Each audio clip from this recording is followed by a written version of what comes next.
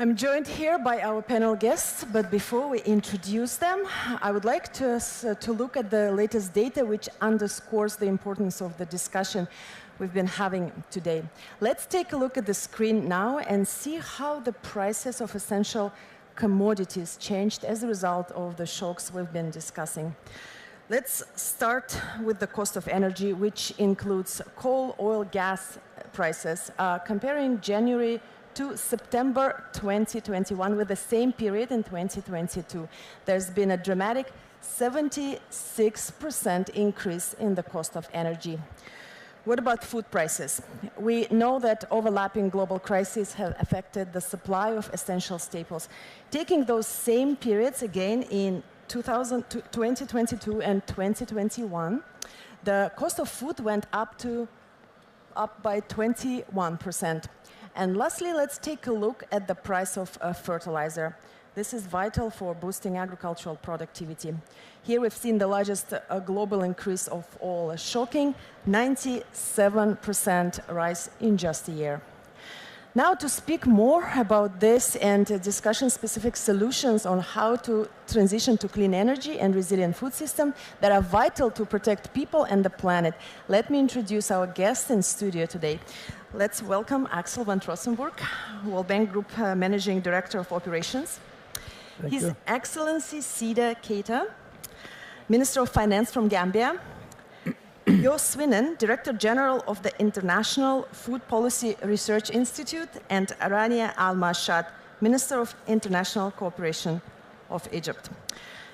Let's just go straight into it. It's a lot of ground to cover. Axel, my first question is to you. We've been discussing obviously a lot today, but let's just talk about the role of the bank, the World Bank that we are playing, and what are we doing to respond to food and energy shocks? Well, first of all, I think these shocks are coming now on top of a world that is in a state of shock, because we have been barely coming out of the COVID crisis. Then you have the war in Ukraine and the enormous fallout. So countries have a real hard time because this multitude of crises is cumulative and having therefore such a great impact on this. What the World Bank has been doing is particularly, what I will say is, the times are difficult, but we are determined in action. In action is that you need to act on this very quickly to provide the necessary support. And what does that mean? In the agricultural sector, it cannot only be, unquote, band-aid, that you just give the money and then hope for the best. What you will need to say is, can we provide packages that help to alleviate the short term, particularly in the food security area, but at the same time also work much more on the resilience agenda. How can countries becoming more resilient against future crises? And that is a comprehensive, that can be on storage facilities, can be also in the agriculture. It is the whole value chain that needs to be considered. And that is where we then are providing support. And what you are seeing is we're providing individual country support, or secondly, also regional support, because some of the challenges are similar in the region. So for example, in the Africa region, more is that the countries need a lot of resources. And therefore what we have said in this context, we need to give an indication that the bank stands ready to do whatever it takes to provide financial support. So we have announced that we could put a financial package on the table up to $30 billion. How does that consist? Of new operations up to $12 billion and $18 billion of existing operations that we can partly restructure and also adjust to the needs of the day. And we have started the implementation. As we speak, we have committed over $6 billion. that is good, but basically what it is, the World Bank is only one part of an ecosystem of support. So we see ourselves as part of a coalition that can be on the bilateral side, multilateral side, be it a World Food. But I think a lot more needs to be done. I think these annual meetings are good for one person. It is, again, attracting attention, putting the finger that we need to act on it. We cannot leave countries behind because of this crisis, and we need to be aware that if we don't act, we are seeing an increase in poverty, which we unfortunately, if you are looking at the latest poverty report, sees that extreme poverty is increasing by, as we have estimated, by 70 million, and if we don't act, it will get worse. So it is now the time to act, and we need to do it immediately. Thank you.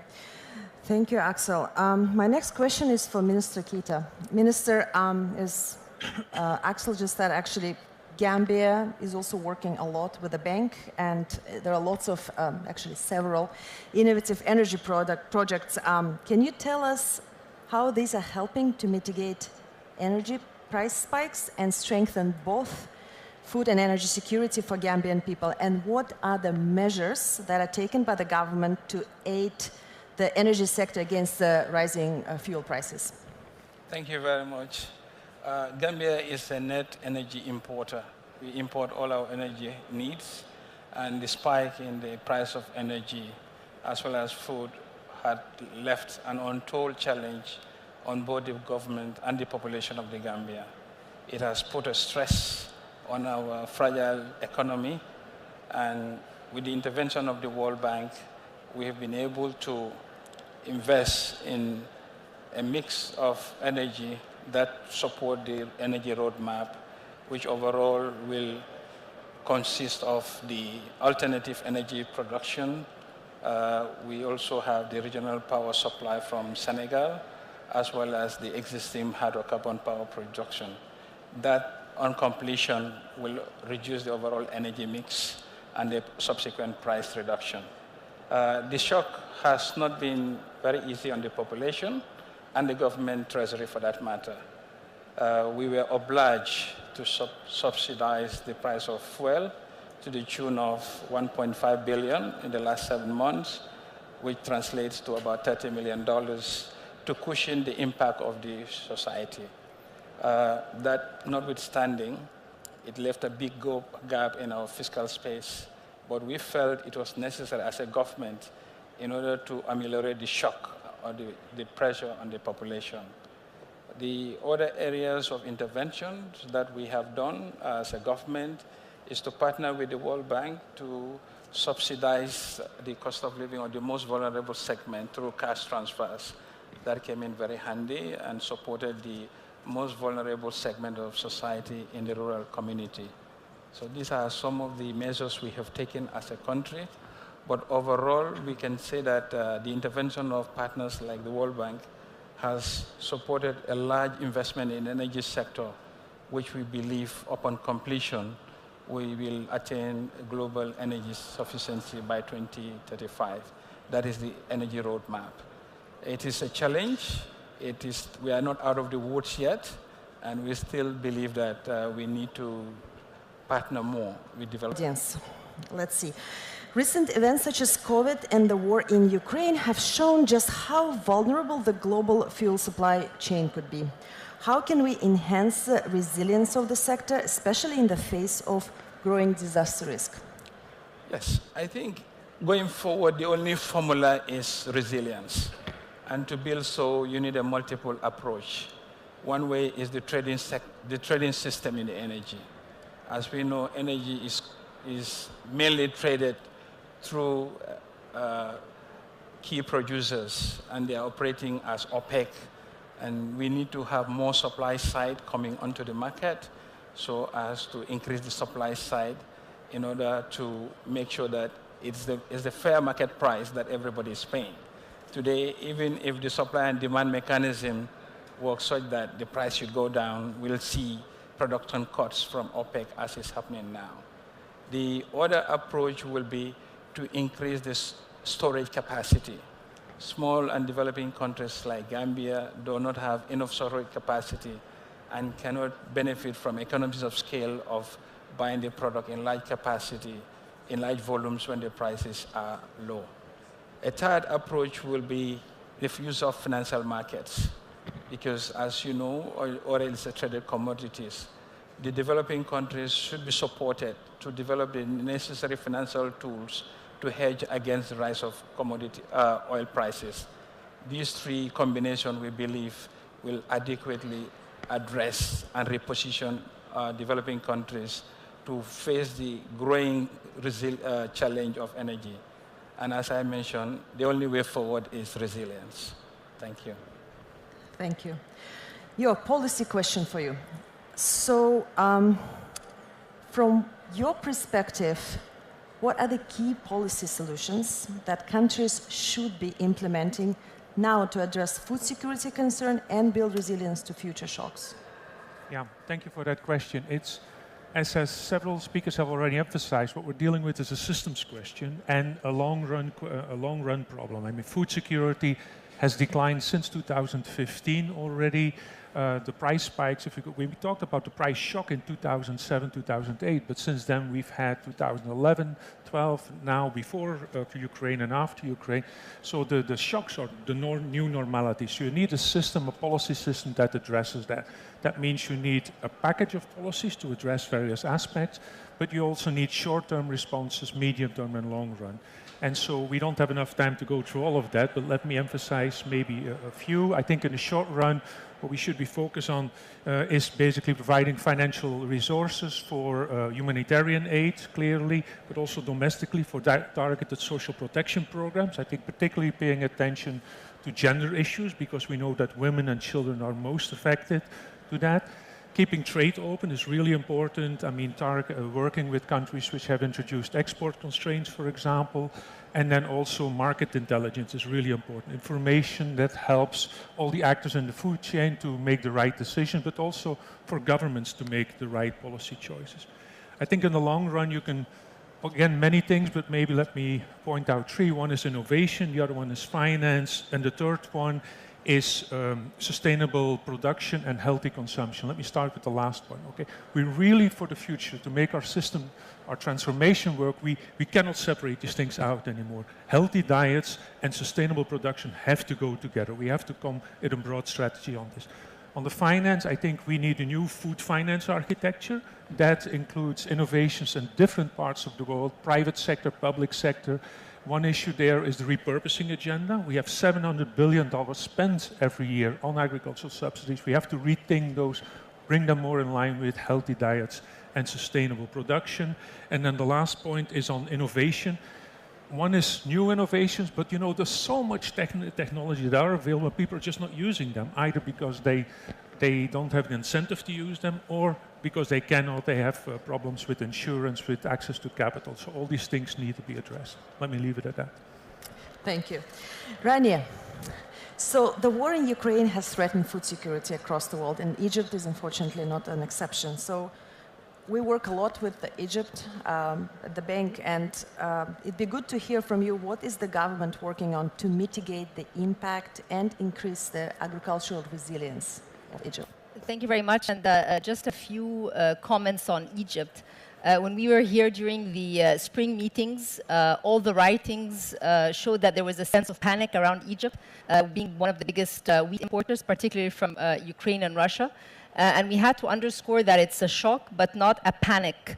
And this comes on the back of preemptive measures that the government took several years earlier. For example, investing in silos for wheat storage. That was not the case before 2014. Now we have it across different parts of the country, played an extremely important role in storing wheat.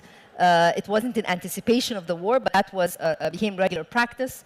The second was increasing agricultural land for wheat production. So actually half of what we consume is locally produced, creating incentives for farmers, trying to increase the yield. So again, some of the policies that Joe mentioned as well. Reform is a continuous process for any country. In our case, trying to look at the storage capacity, improve the yield, and widen the agricultural land for wheat production was extremely fundamental.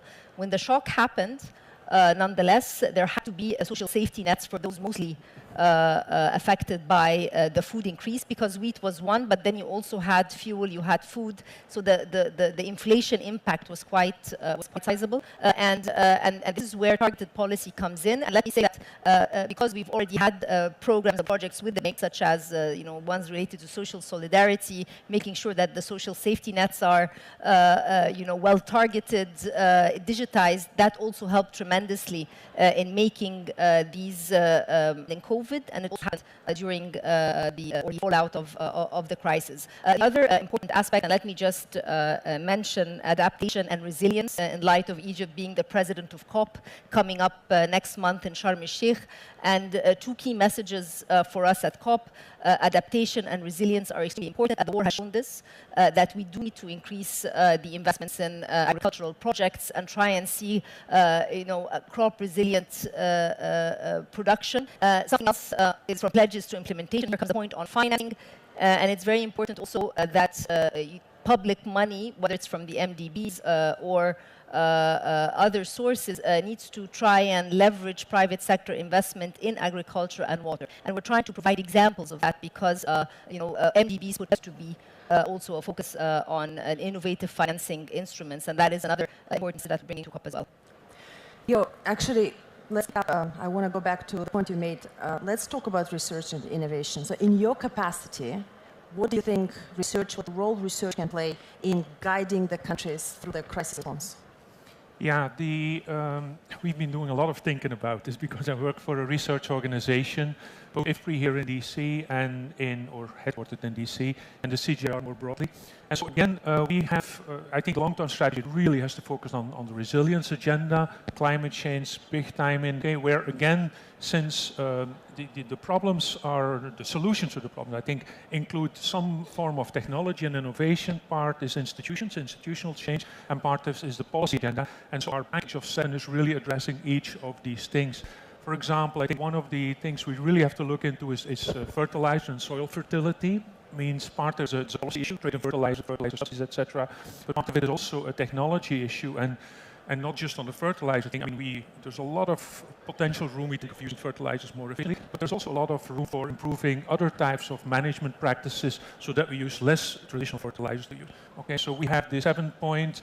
I don't think you want me to go through all 7 points, but I'm more than happy to go into detail on it. Part of this evidence-based policy and crisis framework, etc. And for example, the AMIS, which is part of developed in the G20, as an agricultural market information system, really fits very much in what we do, making that better digital-based, real-time, etc. So, Right, in just a few weeks, you mentioned Egypt is hosting COP27, big forum, and we're really looking forward to it. Can you please speak a little more about the main objectives? You did mention 2 messages, but I'd like to hear a little bit more about the global action that you hope this forum will inspire.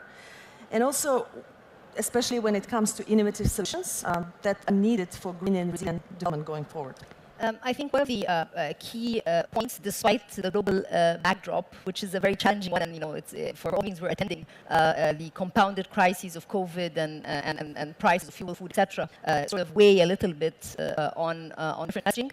Nonetheless, one very important message is that climate and development should not be seen as separate objectives. They need to come hand in hand. And if there's that realization, we will be able to avail financing for development projects that have climate action at their, be it water treatment projects, be it solar or wind farms, so agriculture projects, etc. So it's very important that this notion become more mainstream because private companies, when they're trying to look for places to invest, we also need to make sure that the projects are presented to them have this synergy and this interlinkage more clear. Finance is going to be very important during COP. Of course, we have the 100 billion, which can still argue how much we are deviating from it, but we know we're short.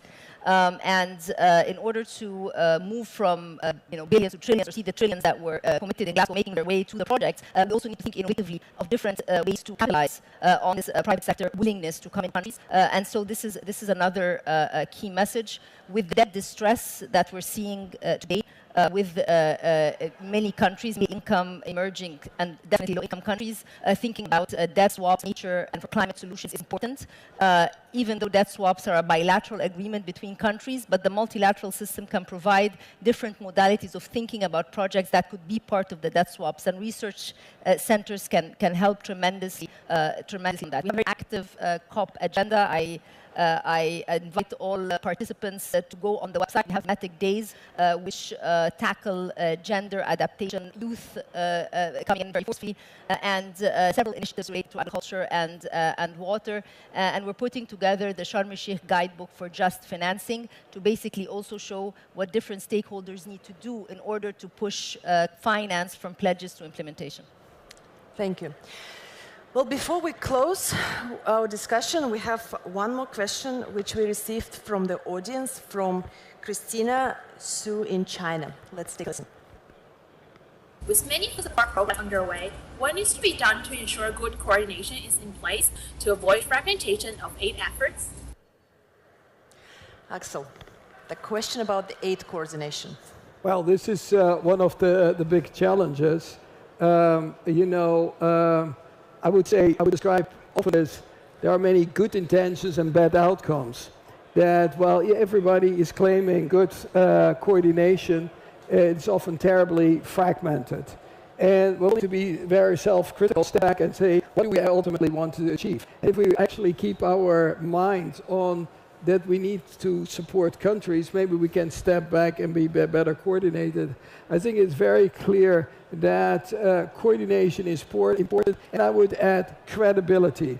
There's a lot of talk, and I think it would help countries is when promises are made and we can deliver on them. There is too much disappointment about this. I think what we're hearing is that in this area of food security, quite frankly, there is no excuse. There is this problem. I think we should also keep in mind that this is a problem where the world community got already together almost 50 years ago, and we said we would solve this problem in 10 years. We're still here. That is, in fact, a scandal and a failure of the international community, a total lack of coordination, a total lack of action. So we can do a lot better. I think we need to concentrate on this, and I think that we need to certainly look when it comes to money. I think we need to avoid that we have 100 funds, but a couple of few, and then a clear results-oriented action. I think many countries know what they have to do, so we need to work with them, put them in the driver's seat, and have a clear program. But most of it is the mindset that we are here together into it, and it requires international solidarity. And what is, I think, missing at this stage is a lack of solidarity with money, and that we have to act on this. And I think that is where we need to push it. There is no excuse that we have this increase of extreme poverty, and this is a stark reminder that we need to keep behind this kind of discussions often the picture of extreme poverty. Why is it that we have still this? And that we need to act. And I think we can do it. I think the bank is trying to do this through its program, but as I said, we can only do it together. Thank you. Thank you for all those answers, dear panel members, and thank you for joining us today. Thank you for our guests joining us in the studio.